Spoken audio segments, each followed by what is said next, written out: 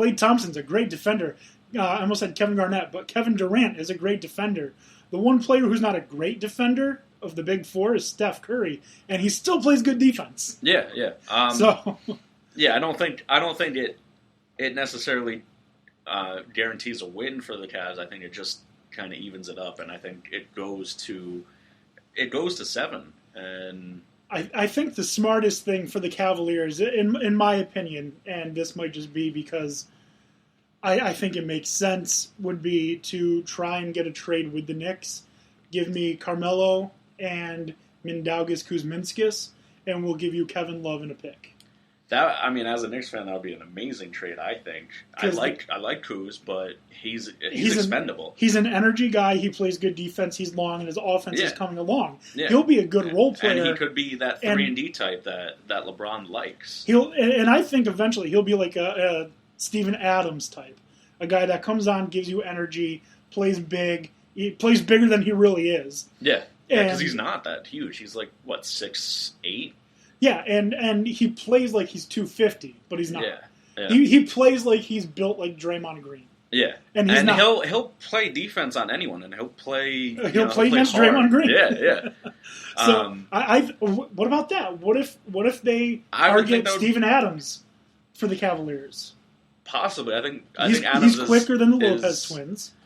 Yeah, he's seemed pretty happy in OKC, but I think OKC might be about to blow up entirely. That or they'll store a free agent and make a deeper playoff run. But I think most players are looking around the league and seeing these super teams, and if they're not part of it, then they're trying to figure out what the next step is, who the next super team might be. Every team in the next 10 years is going to be a super team. The level of talent coming out of college basketball these days is just absolutely ridiculous. Because if you look at it right now, the Pelicans are building a super team, and they're terrible. The Sixers are building a super team, and they're terrible.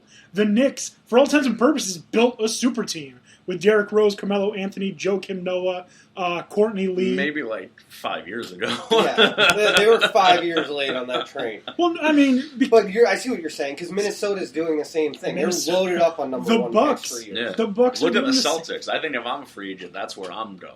The Wizards. I'm going to Washington. I'm going to the Celtics. They have the number one pick, and they were in the Eastern Conference Finals. Who else is gonna match up with them? But here's the thing: I don't want to play with Isaiah Thomas. Isaiah Thomas could easily be gone next year. That's your own personal feeling. They were talking about the actual. No, not because Thomas I don't could easily like be gone next year because they have number 2 overall. They could easily get Fultz, and then if they've got the summer to see how Fultz does, and Fultz is already a brilliant passer and is a prototypical size guy, whereas IT is short. He's great, but he's short, and he gets swallowed up by bigger players. I know I'm not always. I'm never on the train of you have to win a championship to be considered great. I'm not that type of person. I think that rings are just decorations. I don't think they mean as much as other people do. But when you're one of 7 realistic players that play on a team where 68 teams make a tournament and you don't make the tournament, there's no way I can trust you right out the gate to make my team that much better. Do I believe that once he develops, he'll be there? Yes. But do I believe, right out the gate, he's good enough to get rid of Isaiah Thomas? No way. Well, I don't really know why you don't want to play with IT. The reason I don't want to play with Isaiah Thomas is because the same reason I wouldn't want to play with Kobe. Everything's got to go through him. How do you think everyone in Cleveland feels? He's a point guard. The ownership don't even have a say. No, I know he's a point guard and he runs the floor, but the point guard is one of the positions where I don't necessarily want to see my point guard scoring 35 points a night. I don't think he wants to score 35 points a night, and oftentimes he wasn't. But he was also a pretty good distributor.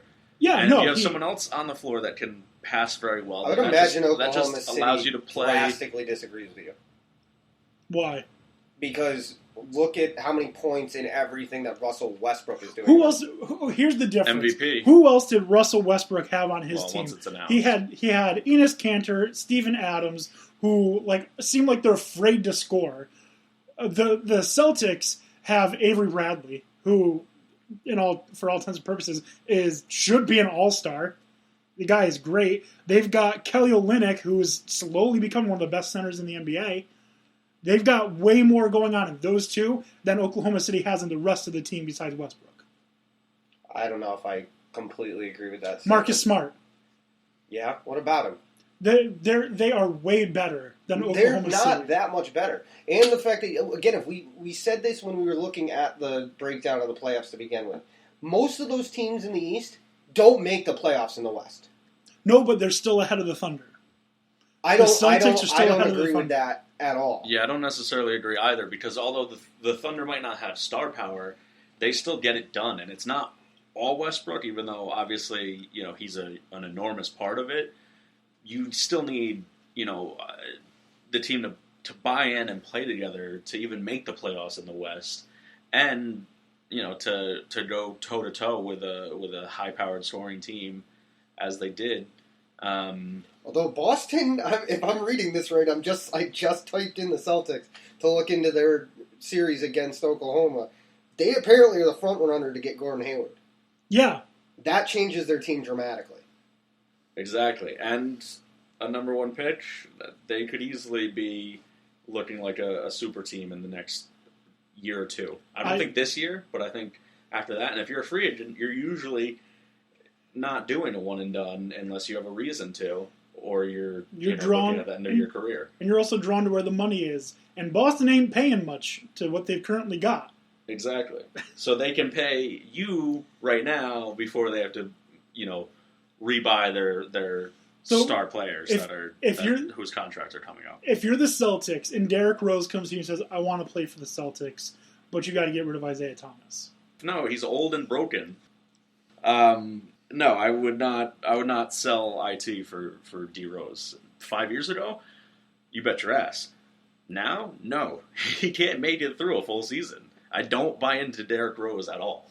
I don't either. The only reason why I kind of would is because when he's on the court, he is phenomenal. When he's on the court. Right, exactly. And that's the whole thing. He's not on it usually when it counts. But I think for the most part, we all though agree, if the Cavs can somehow land Kawhi Leonard. And Oklahoma City lost. Oklahoma City was the one that beat the Celtics both times that they met last year. Okay. All right, so you're comparing these apples to oranges in this team, saying that they're better. Well, they met twice during the season, and they were worse both times. Okay, here's my counter argument: the Knicks went 1-1 against the Spurs. So, well, were the Spurs resting? Because the other teams don't do that.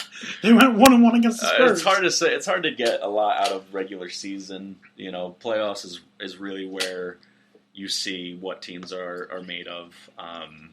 That I agree with, but any argument that the teams in the West or teams in the East could compete if they were in the West is completely bogus. What about Paul George? Cavaliers get Paul George. That would be very interesting. I don't see it happening. I don't think so. I think he's going to LA. On that team, he would be the fourth one that I'd want taking the last shot. Well, yeah. I'd want LeBron, then JR, then Kyrie, then him. I'd want Kyrie above JR. I wouldn't. JR, when he's hot, sure. But JR is very streaky, and Kyrie has more of a clutch gene. If I need a drive to the basket, I would take Kyrie over anyone else on the team. Even LeBron. Because LeBron, it's tough with LeBron. He draws two defenders when he tries to Not only that. Kyrie doesn't always. Some refs call him out on his BS and will call the foul on him. Other refs will let him go. Yeah, because if it's home or away. And not even just that, because at home he kept trying to drive, and the refs were just not having any of his crap in Game 3. But I don't think Paul George. I think Paul George hurts the team more than he would help it. I don't agree at all. Paul George isn't only a very good scorer; he's also a great defender. But what would you have to give up to be able to sign Paul George? Oh, I don't know. That's yeah. If we're saying for free, then I'm saying Paul George is a great addition. If we're saying for free, okay. But if we have to give up something, because then that's a little tougher. Yeah. Because then to get Paul George with his salary cap, you'd have to get rid of Tristan Thompson and Kevin Love, or Kyrie and keep the other two. They're not getting rid of Kyrie. No. I don't think. I think Kyrie and LeBron are pretty tight. They're kind of like early Shaq and Kobe is what the comparisons have been with LeBron kind of mentoring him and the 7-year gap between them. Hopefully no enmity like that occurs between them. If that happens, then you'll see Kyrie gone. I think before you see Kyrie gone, I think LeBron is gone from the Cavaliers. There is a chance. He didn't say he came here to retire a cap. He said he came here to win a ring. I'm fully convinced. I'm fully convinced that within 3 years he'll be either a Laker or a Clipper. We also don't know who the GM situation will be in Cleveland, and that changes. He's expressed desire to play with Melo and Chris Paul. Yeah, and they all want to play together, and that could happen in LA. It'll happen on the Lakers. I don't think the three of them will meet up on the Clippers.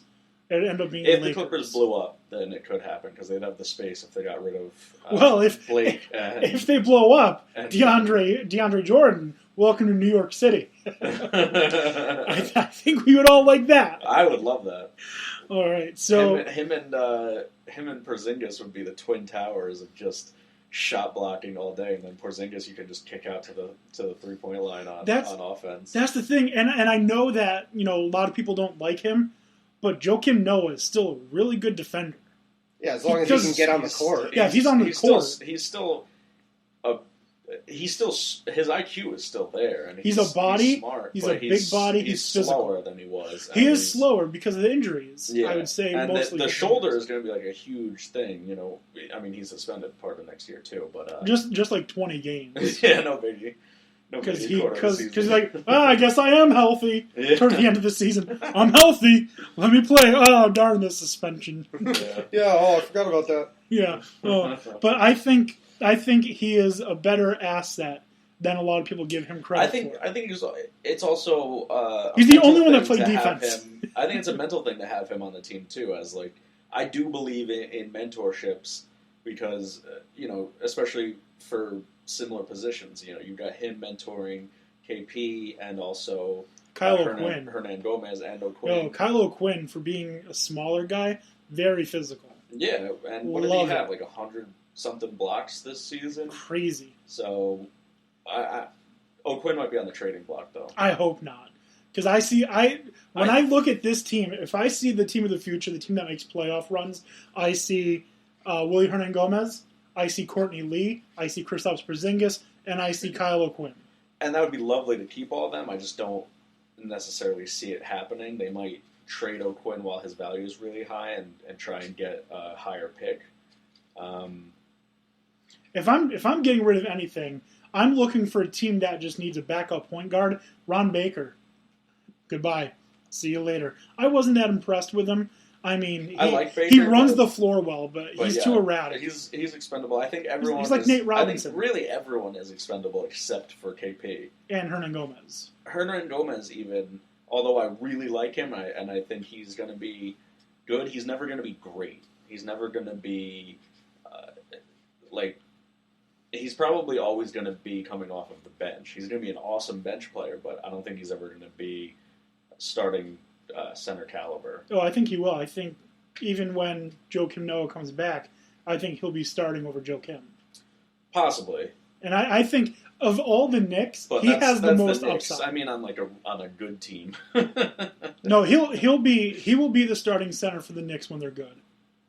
I'm very sure of it. I think he's got a high ceiling, but his floor is also, not as high as I would like. It's a decently high floor. It's certainly minutes worthy, but it's not. His floor is not starting worthy, and I hope he proves me wrong and becomes an all-time great. And I would love it, and I would buy his jersey on top of the KP jersey I already have. But realistically, looking at his growth, I don't see it happening. Oh, I do. I have very high hopes for the four that I just named: Kyle O'Quinn, Courtney Lee is extremely underrated. He Absolutely. is incredible. And I think the Knicks were better with him on the floor. How old is he, though, Lee?